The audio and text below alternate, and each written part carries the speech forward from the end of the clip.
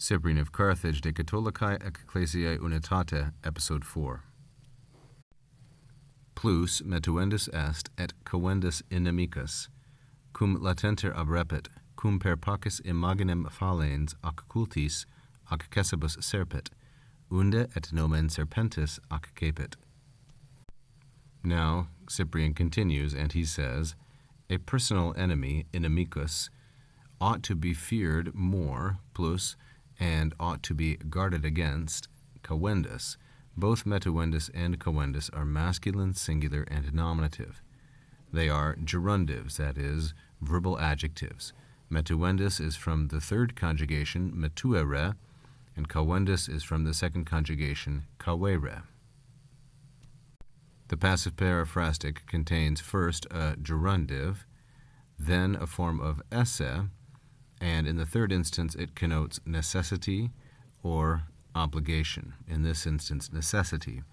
So a personal enemy, inimicus, should be feared more and guarded against when cum latenter abrepit. Cum plus an indicative is parenthetical, and so it can be translated when or as. When it sneaks up, or he sneaks up secretly. Abrepit is a third singular present indicative active from the third conjugation verb abrepere, and latenter is an adverb. So that inimicus, that personal enemy, ought to be more feared and perhaps we would say distrusted, coendus, when it sneaks up secretly, latenter.